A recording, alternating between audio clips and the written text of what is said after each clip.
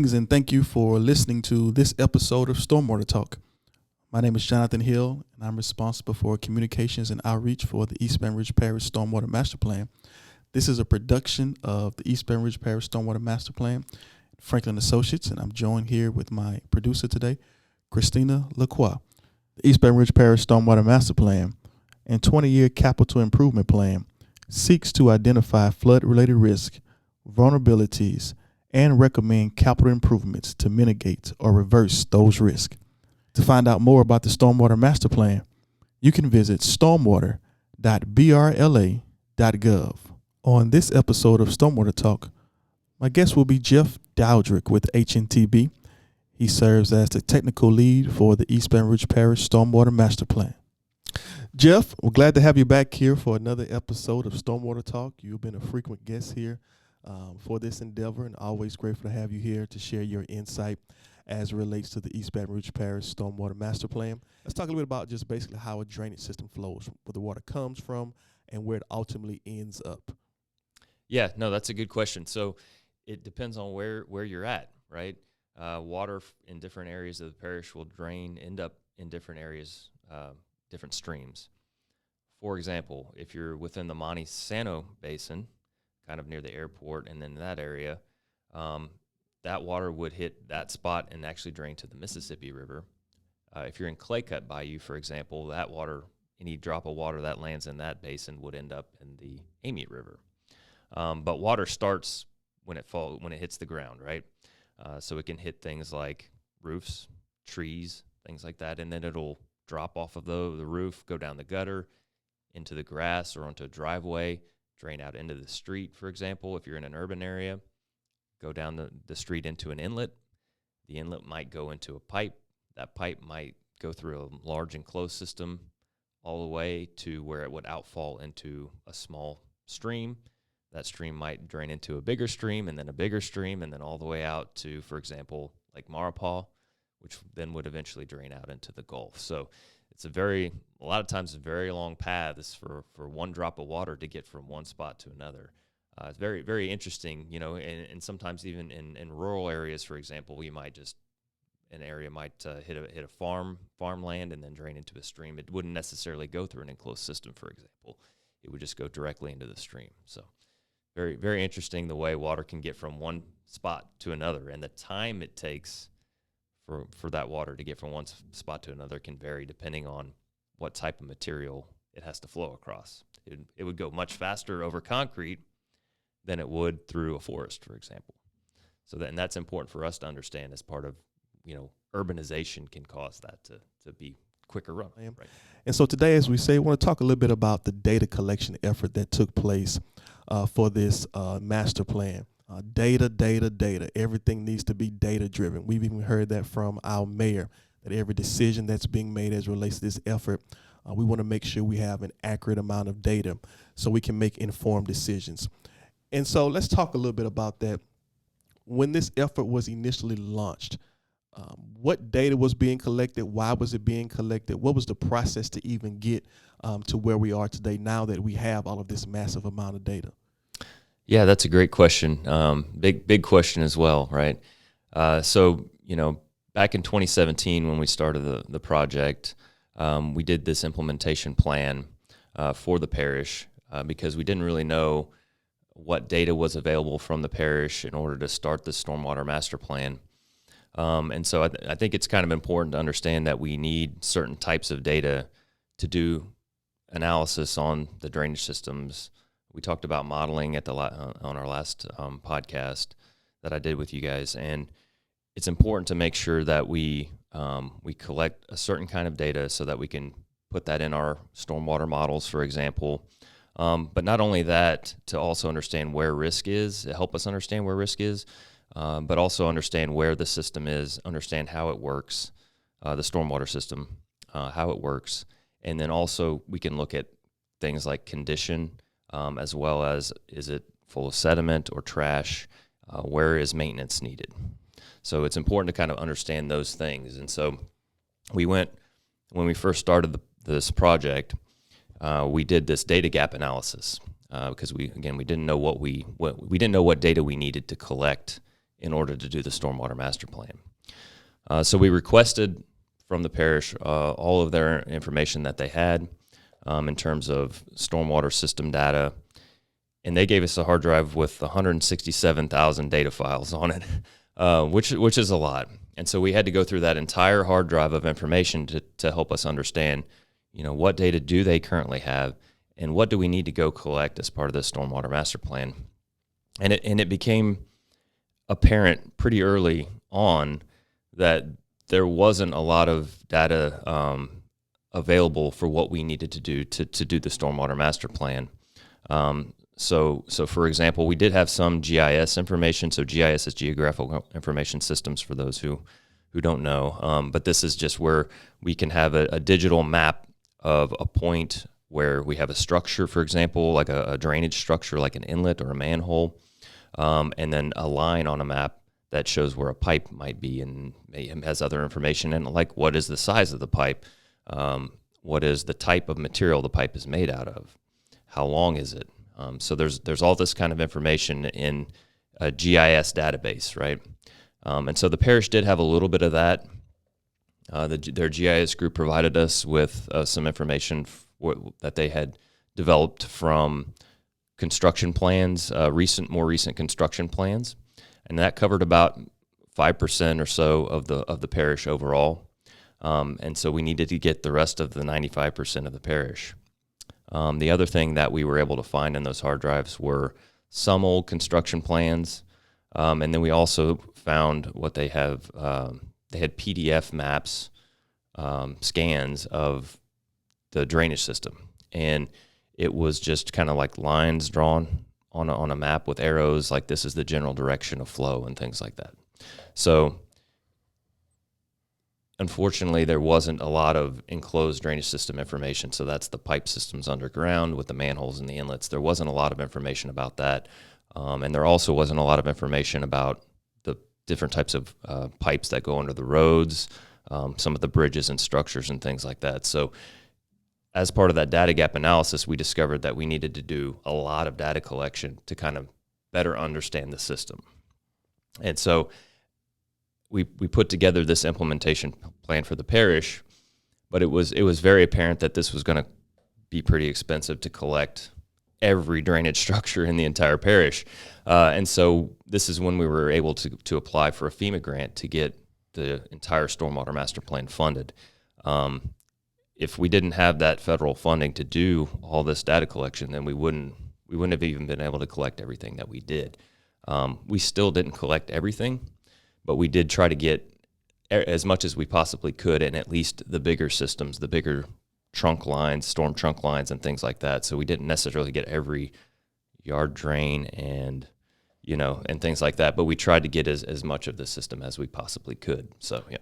And so in your data gap analysis, you realized there was a need. You all were proactive in securing federal funds to fill that gap along with the parish, which in the long term will benefit the property owners and the citizens of the parish, because you have a greater understanding of where the risk exists. Correct. And where potential projects can be implemented to help reduce that risk. Correct. Yeah. And we use all the data that we collect, and we'll talk a little bit here in a second about the type of information that we collected. But we end up using all this. We collect the stormwater system itself, the pipe systems underground, the storm inlets and things like that. But we also collect channel information. So we take what is it called, cross sections of a channel. It's basically just understanding the topography of the channel, as well as the, surveys of all the bridges and crossings of the streams too. So it's not just the pipe systems, but it's also the bridges and the channels themselves that we try to understand a little better. So let's dig into that data, because as I stated earlier, we've heard that it's a massive amount that's been collected, and you've mentioned some of the elements of the data that you've collected, forest bridges, the enclosed system. Let's kind of take a few of those one by one to get an understanding of what exactly was collected for that data element. And so when we talk about the enclosed system, how did you all collect that data? What was the process to understand what it looks like, the current condition? Right, and yeah, that it's really a cool process, to be honest. So what we did for the enclosed drainage systems, we didn't do a survey per se, but we did more of a GIS asset inventory, what we call an asset inventory, where we just go inventory all of the structures, all of the drainage structures throughout the parish. So they are not out there with kind of a survey equipment, like really highly accurate survey equipment. We're just really trying to get a rough idea of where everything's at. But they did use GPS to help us understand the exact location of those structures, as well as what the top elevation was within 6 or plus or minus 6 inches or so. So it's not super accurate, but it gives us a good idea of how the system functions and where it's at. So at every structure, we collect things like how deep the structure is, how many pipes there are going in and out of the structure, the size of those pipes, the material of those pipes, what's the condition of the structure? Is it falling apart, or does it need to be replaced because it's collapsed? We also look at things like how much sediment and debris are in there, and then that can be, as we went through it, we sent that information to the parish to say, hey, look, we have this completely clogged structure, and then they would go out and do maintenance on that to help to clean it out. And so when we think about those structures you mentioned, understanding the pipes, how does one understand the depth of it, the size of it, the dimensions of it, just from a layperson's point of view, as you all are collecting this data? Mm-hmm. Yep. And so we you have to go take the lid off the structure.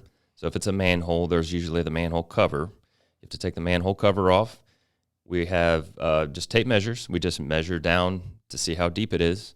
And then we can also measure the sizes of the pipes that way as well. So they usually will just stick a survey rod down the structure. The other cool thing that we did was we did a 360-degree video of the inside of every structure that we did the asset inventory on. So they have a 360-degree camera, and they just drop it in the structure slowly. And then you can look at the video afterwards, which really helped us understand the system better. If we had a question about, maybe they typed in the wrong size of the structure, we could go back and check it. But then you could see the inside of the structure, which can then later be used for understanding maybe the structural integrity of that drainage structure, as well as you can kind of see down the pipes to see if they might be clogged and things like that. So it was very, very helpful to understand that. One example of something interesting that we found was in one of them, I happened to be trying to understand a big trunk line. There's this big box culvert, and I looked at the 360-degree video, and we saw water pouring in from the crack in the side of this culvert, and there was no rain happening at the time. So most likely that is a water main break, and the parish didn't necessarily know about it, so we sent that information to them, and they were able to go check it out and get that repaired, I think. So so there are some kind of different things that you can see as part of this, as part of that data collection process. But it is, in those manholes, you pop the manhole lid, you go down there, you measure all the dimensions just with a survey rod or tape measure. And then you also can do the same thing with like a storm inlet. You just pop the grate off. You can stick your tape measure down there. We're really interested in things like how deep is that structure, and which pipes are the incoming pipes and which pipes are the outflow pipes. And then just like I said, the material and the dimensions are the biggest thing. So we understand it helps us understand how water flows from one point to another. And so in that, you mentioned debris, and you all were able to assess that looking at the various structures. Would you say that was a good amount of debris found, a little amount found, or did it vary based off the structure and where it was located? It did vary pretty much very widely across the parish. One thing was, I think the older areas of town had more debris than the newer areas, which I think makes sense. And then we had also what we call mixed drainage system areas. So in some cases, neighborhoods will have curb and gutter along the sides of the street, so you have the curbs, and then you have inlets just kind of intermittently down the street. Some neighborhoods don't have curb and gutter. They drain to roadway ditches or roadside ditches on either side, and then you'll have driveway culverts or inlets and things like that. So that latter one is actually what we call a mixed system, because a lot of times what will happen is the property owner might fill in the ditch and put a longer pipe in.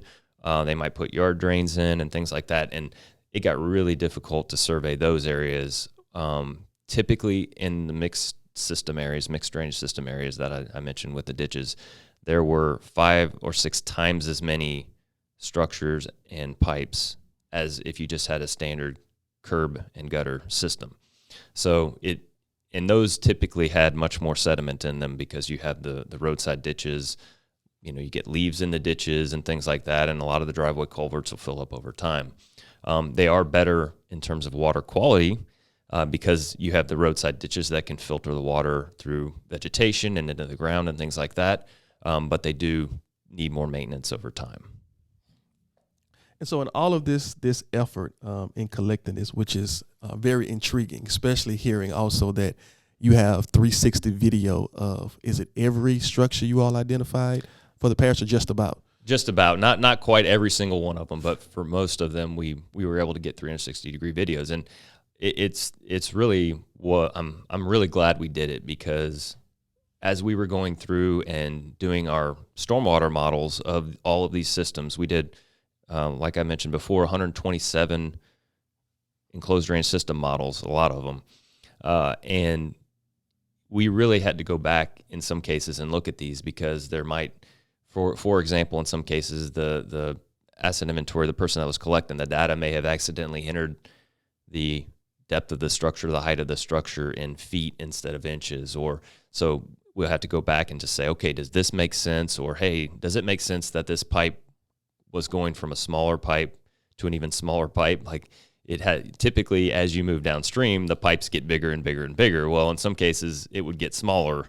And so we had to go verify that was the case. And then many times when we use these 360 videos to help us understand, okay, we don't agree with what the surveyor may have said there. And we made a judgment call to say, okay, we're going to make sure that pipe is bigger than what they showed in the survey, because 360 video says otherwise, right?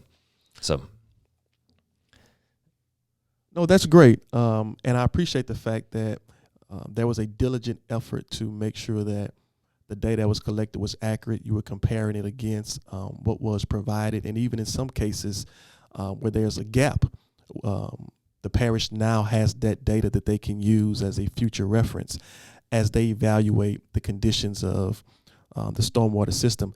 And as I appreciate it, even as that data was being collected in real time, and you mentioned about water flowing into one of the pipes, and you realize it had not been a rain event, when you also saw maintenance conditions that need to be addressed in that database, you all were able to provide that to the parish in real time. And the parish was able to address it and assess it and even rectify it based off this effort. Am I correct? Correct, yep. And I think that was one of the goals that we had as part of it, was to make sure that if we saw something, we said something and didn't wait until, after we were done with the Stormwater Master Plan to have some of those major items taken care of. So I think it worked out really well. And so you were mentioning the enclosed system.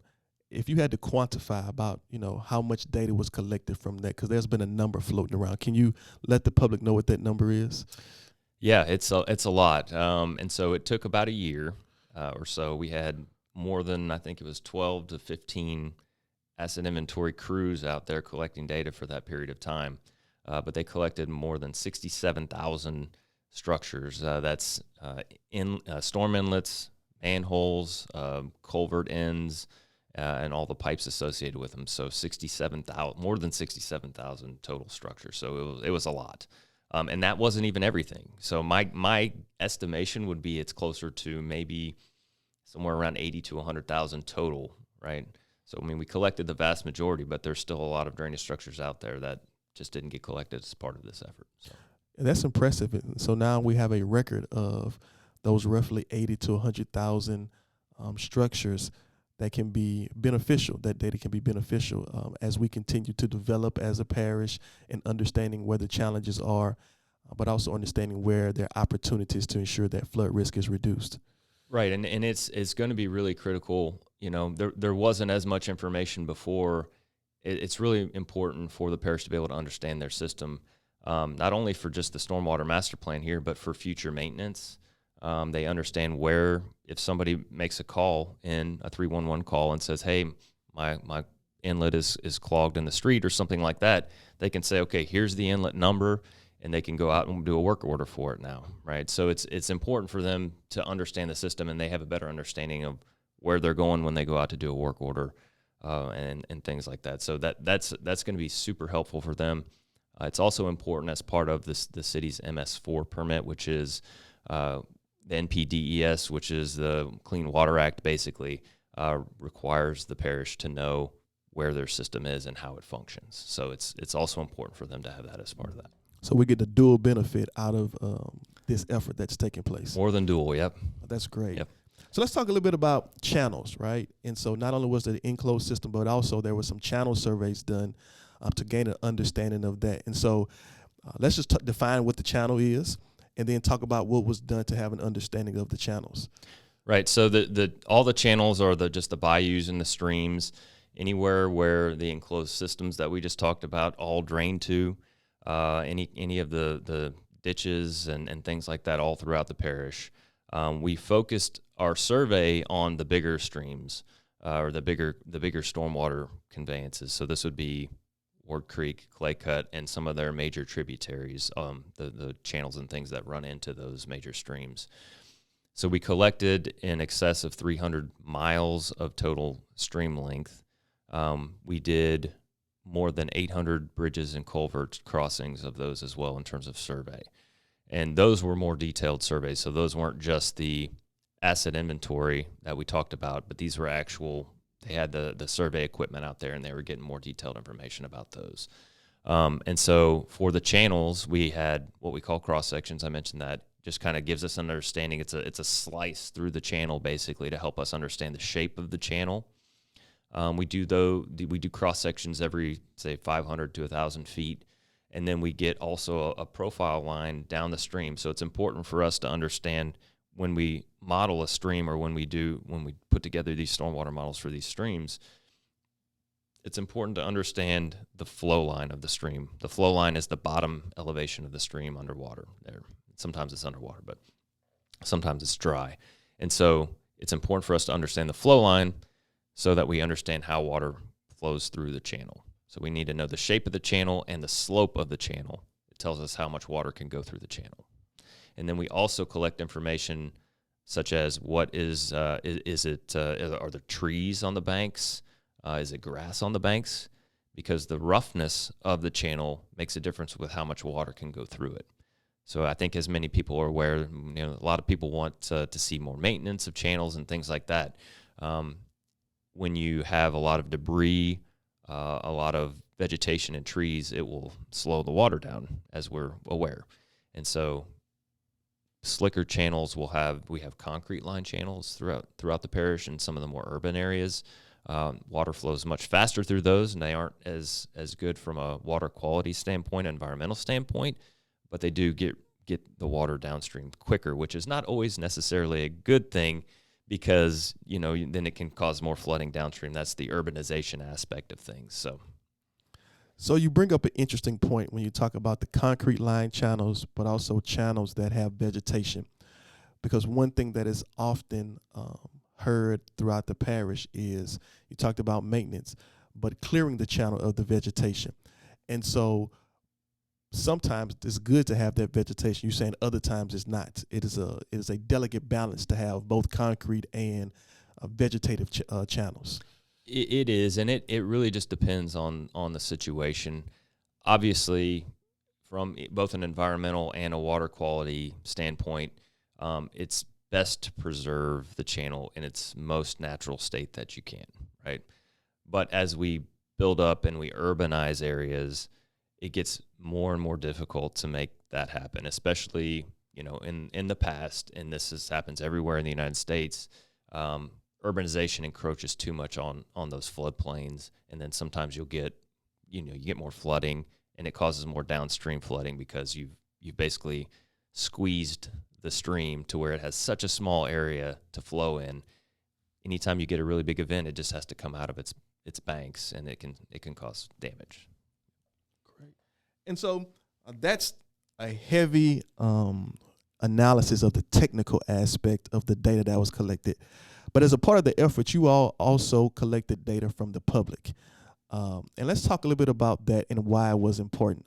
There was a massive effort to ask the public to submit photos, to make the project team aware of areas of concern. And that was helpful in this effort as you all collected data and did your modeling. And so how was that effort taken? What did you do with those photos? Did they make sense to you?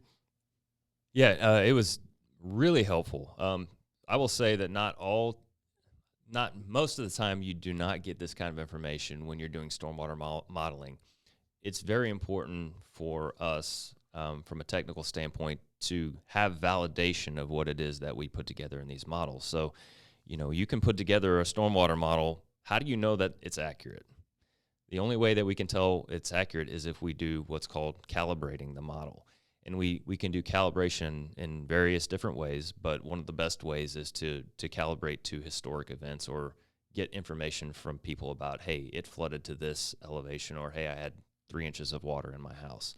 And that helps us understand, are we getting realistic results from the modeling that we put together?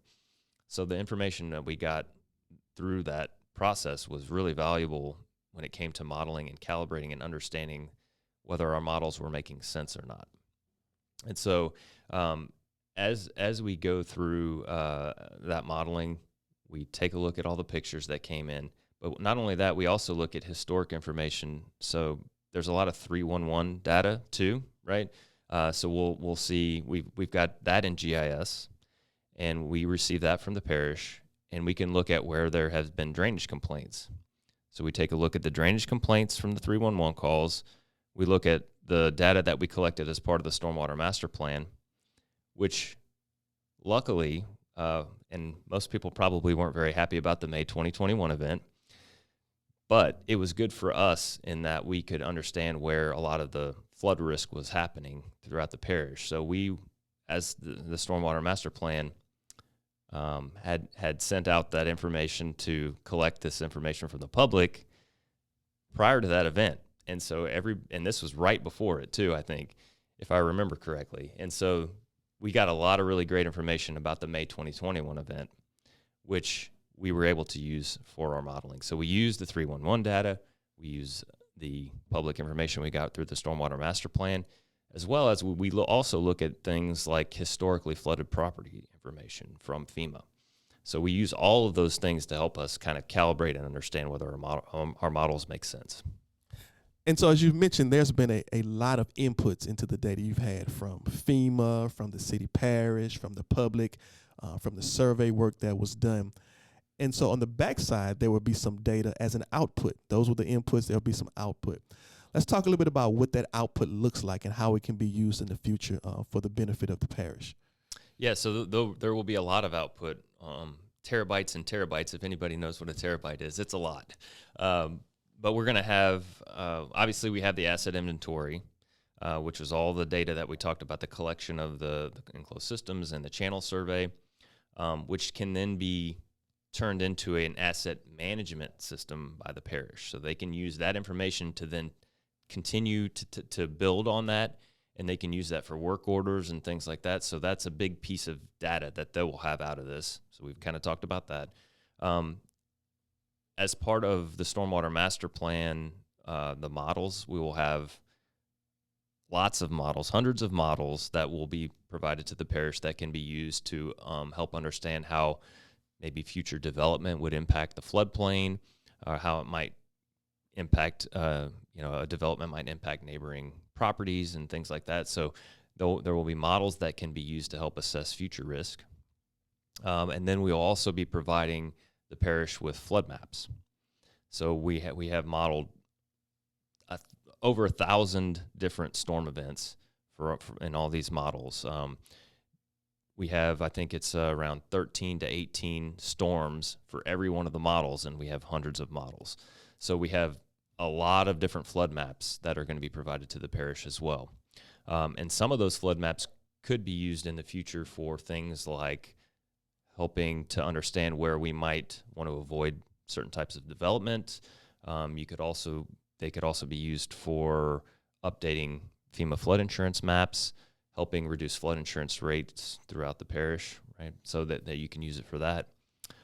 So a lot of this data can be used continuing on in the future as we keep going. So those are really the big things that will come out of this, is really that asset inventory, which can be turned into asset management system by the parish, as well as all of the modeling and the flood mapping that comes out of that. We also are developing a list of projects. That's really the big goal out of this whole thing, is getting all these projects into this 20-year capital improvement plan. And prioritized list of projects will be the other thing that kind of comes out of this from a data perspective. And so you mentioned the models for various storm events. What storm events have you all looked at in these models? So it depends. That's a good question. It depends on what model we're looking at, what type of model we're looking at. So we looked, and we talked about this, I think, in the last podcast a little bit, but we looked at different storm durations. So, for example, with the enclosed drainage systems, they're typically controlled by a shorter duration event that's very high intensity, right? Similar to like the May event, for example. And then you have the kind of the watershed wide or the Ward Creek sized, clay cut sized basins that they have the 24-hour, that we used a 24-hour duration event. And then we have the bigger ones that go more, it's more like an August 2016 event, right? But for the small systems, we modeled from a 2.5-inch rainfall all the way up to, I believe it was the 15-inch rainfall event for that 6-hour duration. For the 24-hour storms, those kind of mid-level Ward Creek, clay cut, those kind of sized basins, we did the 3.5 all the way up to the 22-inch rainfall event for those. And then for the bigger regional picture models, that was about a 4.5-inch all the way up to, I think, 28 inches of rainfall. So we did a really big kind of swath of different types of rain events to help us understand what happens when we get small rain events, what happens when we get medium, and then large. And then we did every 1/2 inch to inch increments for each of those kind of ranges of storm events. So, for example, we did the 2.5, the 3, the 3.5, 4, all the way up, right? So we did various different size storm events for each one of those models. So, Jeff, you provided a great deal of insight as it relates to the data collection effort. Anything you want to share in your closing comments to our audience? I'm really, proud of the parish for being able to take the step of getting this data collected, because it is a really important step for them to understand their system and then move forward to be more proactive with taking care of things like maintenance and that kind of thing. So, if you don't know what you have, it's really hard to know what you need to do to fix it or maintain it. So it's just a really important step, and hopefully as we move forward, the parish can be much more proactive about things like maintenance and that kind of thing. So, to find out more about the Stormwater Master Plan, you can visit stormwater.brla.gov. You can also follow on social media at StormwaterEBR.